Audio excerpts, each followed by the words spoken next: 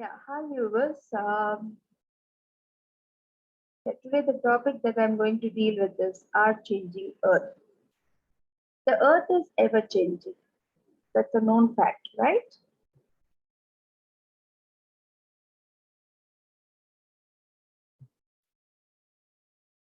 Yeah.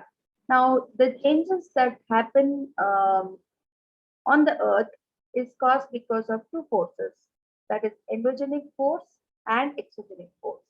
Now endogenic forces are forces that act inside the Earth. Now let's take the example of earthquake. Now, earthquake is caused as a result of what happens inside the earth. Earth is made up of layers. You all know that, right? I'll simplify the layers for you: the core, the mantle, and the crust. Now, the crust is made up of tectonic plates. Now, when these tectonic plates collide, slide, or move apart, they create a lot of energy. Now, these energies are transmitted in the form of waves. Now, these waves can cause immense damage on the surface of the earth.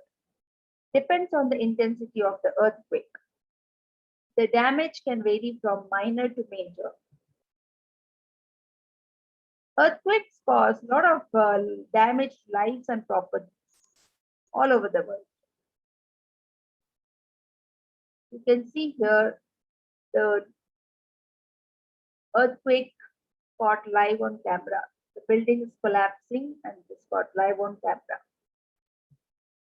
Now, earthquake also causes cascading events like here you can see in this picture a fire is broken out due to broken gas line.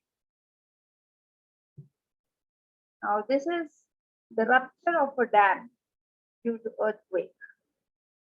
These are some of the cascading events. Landslides. Landslides are also caused due to earthquakes or volcanoes. Landslide is always accompanied by earthquakes, volcanoes, or floods. You see the mass movement of rocks and debris down the slope. So these are also termed as secondary disasters. So the next phenomena is volcano.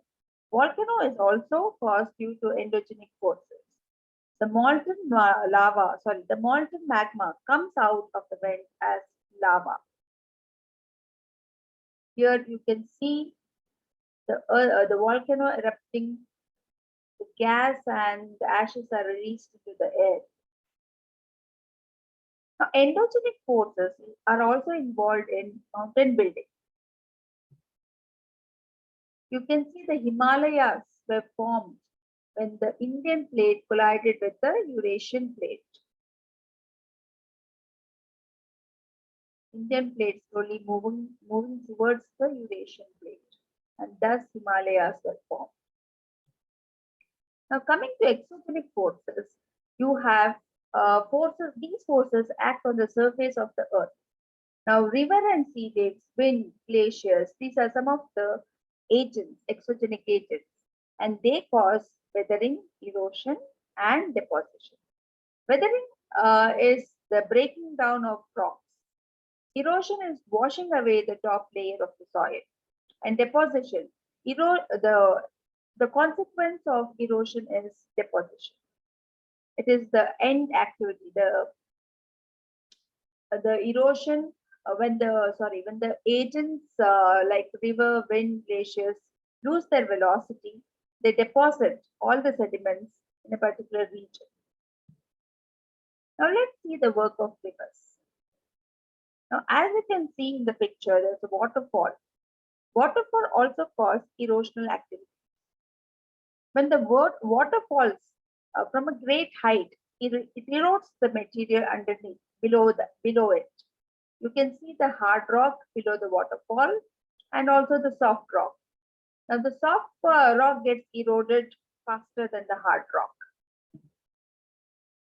Here you can see the hard rock falling due to lack of support from the soft rock and also due to gravity.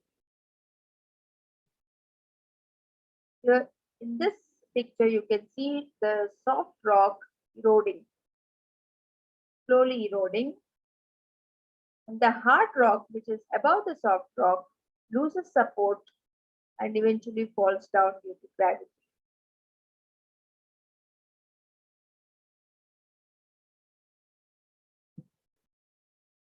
Now, the rivers also form what is known as meanders and oxbow lakes. When the river flows down from a steep hill to a plain surface, they take the curved shape, and this curved shaped path is known as meanders. Now, when a loop breaks down from this path, it forms an oxbow lake. These are some of the features created by the rivers. Now, next phenomenon is delta. Now, delta is formed when the river meets the sea. When the river meets the sea, the pace of the river, the velocity of the river slows down. As a result, it deposits sand or silt or sediments at the mouth of at its mouth, and thus deltas are formed. You can see the deltas being formed in this image. Now coming to the action of sea waves. Sea waves also causes erosion. Now you can see in the first picture, you can see this sea cave. Now sea cave is caused due to the constant hitting of sea waves, the rock being constantly hit by sea waves. Now after sea wave, the next stage is sea arch.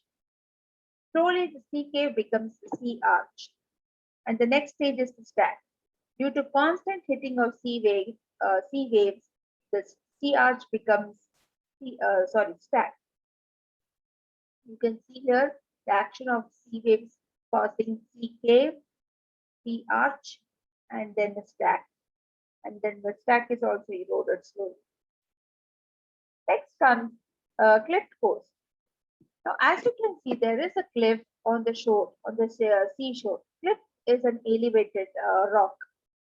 Now, this elevated rock also slowly gets eroded, and over a period of time, this becomes small grain, the sand. That's how beach is formed on the shore due to the cliff being eroded by the action of the sea wave. Now, coming to the glaciers. Glaciers are nothing but river of ice. Now, let's see what are the work of ice. The glaciers also causes erosional and depositional activities.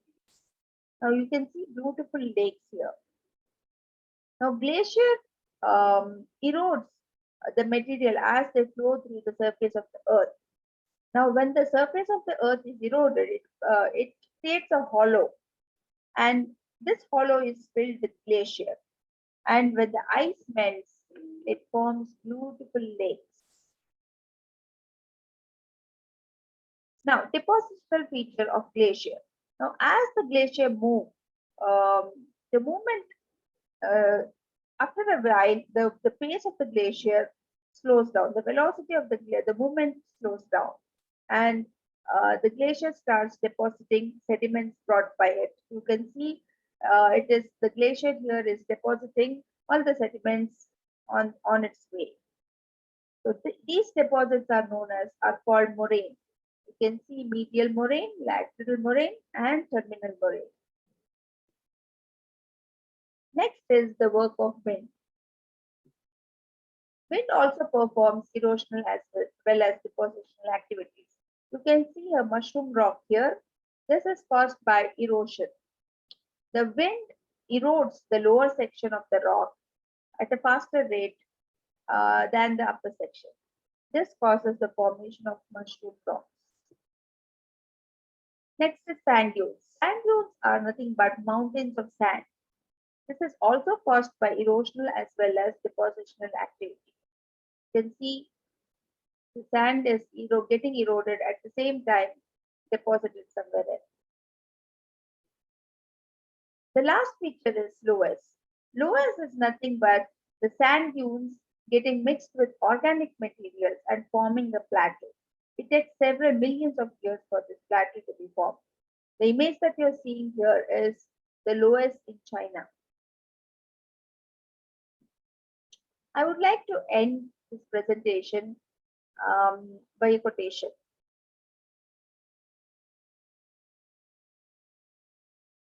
Yeah, nothing is permanent except change.